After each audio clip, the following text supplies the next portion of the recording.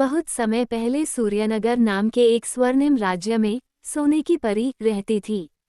उसका शरीर सुनहरे प्रकाश से चमकता था और जहाँ जहाँ वह चलती वहाँ सुनहरी धूल की बूंदें गिरती थीं। उसकी मुस्कान से अंधेरे में भी रोशनी फैल जाती थी और उसके स्पर्श से मुरझाए फूल भी खिल उठते थे। लेकिन वह अकेली थी, क्योंकि इंसानों से दूर आसमान के ऊंचे बादलों के बीच स्वर्ण महल में रहती थी। उधर धरती पर अजनपुर राज्य का राजकुमार अर्जुन बहादुर, बुद्धिमान और अत्यंत दयालु था। वो हमेशा अपनी प्रजा की भलाई के बारे में सोचता और हर किसी की मदद करता था। लोगों का दुख देखकर वह दुखी हो जाता और उन्हें खुश करने के लिए नित्य नए प्रयास करता। एक दिन उसने आकाश में चमकती एक रहस्यमयी सुनहरी रोशनी देखी। वह ऐसी रोशनी थी जैसी उसने पहले कभी नहीं देखी थी। कई दिनों तक वह उस रोशनी की दिशा में एकटक देखता रहा और फिर उसने निश्चय किया कि वो उसके रहस्य को खोज कर रहेगा। राजकुमार अर्जुन ने एक मजबूत रथ बनवाया और घोड़े तैयार किए। वह अकेले ही उस सुनहरी रोशनी की ओर निकल पड़ा। रास्ते में उसे घने जंगल, ऊंचे पर्वत और तीव्र नदी पार करनी पड़ी। कई बार लगा कि वह हार जाएगा, लेकिन भीतर से आती आवाज उसे आगे बढ़ने का साहस देती रही। अंत में एक पर्वत की चोटी पर पहुंचकर उसने देखा कि बादलों के ऊपर एक स्वर्णिम महल चमक रहा है। जैसे ही उसने कदम बढ़ाया, अचानक ठंडी हवा चली और चमकती हुई सोने की परी उसके सामने प्रकट हुई। राजकुमार अर्जुन ने हाथ जोड़कर कहा, देवी, आप कौन हैं? क्या आप इस स्वर्गिक महल की स्वामिनी हैं? सोने की परी मुस्कुराई और बोली, मैं स्वर्णलोक की परी हूँ। मैं धरती के लोगों की खुशी के लिए सोने की रोशनी लेकर आती हूँ।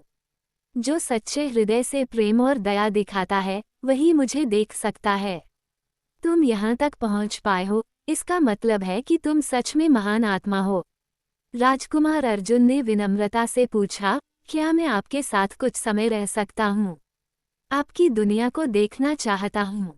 परी थोड़ी देर चुप रही और फिर बोली, यदि तुम मेरे साथ रहना चाहते हो तो तुम्हें प्रेम, त्याग और सेवा की कठिन परीक्षा से गुजरना होगा।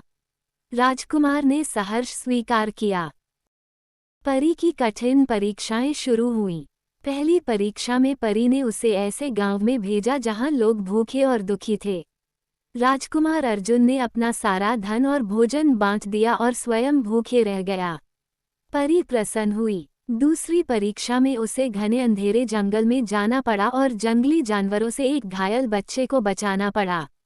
वो मृत्यु से भी नहीं डरा और बच्चे को सुरक्षित लेकर लौटा।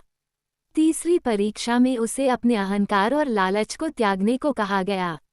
उसने अपने राज्य का ताज तक छोड़ दिया और साधारण वस्त्र पहन लिए। सब परीक्षाओं में सफल होने पर परी ने कहा, तुमने सिद्ध कर दिया कि तुम सच्चे प्रेमी और सेवाभावी हो, इसलिए मैं तुम्हें अपना हृदय सौंपती हूँ। राजकुमार अर्जुन ने खुशी खुशी परी का हाथ थामा। परी ने अपने जादुई पंखों से राजकुमार को स्वर्ण महल में पहुंचा दिया। वहां पर देवपरी समाज ने उनका स्वागत किया। सोने की चमकदार रोशनी में परी और राजकुमार का विवाह हुआ और स्वर्ण महल में उत्सव मनाया गया। कुछ समय बाद परी और राजकुमार धरती पर लौटे। परी की सोने जैसी चमक से अजनपुर राज्य स्वर्ग के समान सुंदर बन गया। खेतों में अनाज लहलहाने लगा, हर चेहरे पर हंसी खिल उठी। राजकुमार अर्जुन और सोने की परी ने मिलकर हर दुखी व्यक्ति की सहायता की। दया, प्रेम और सेवा का संदेश फैलाया और इस प्रकार धरती पर फिर से खुशहाली लौट आई। परी और राजकुमार आज भी लोगों के दिलों में जीवित हैं, क्योंकि जहाँ सच्चाई, प्रेम और दया होती है, वहाँ सोने की परी जरूर आती है।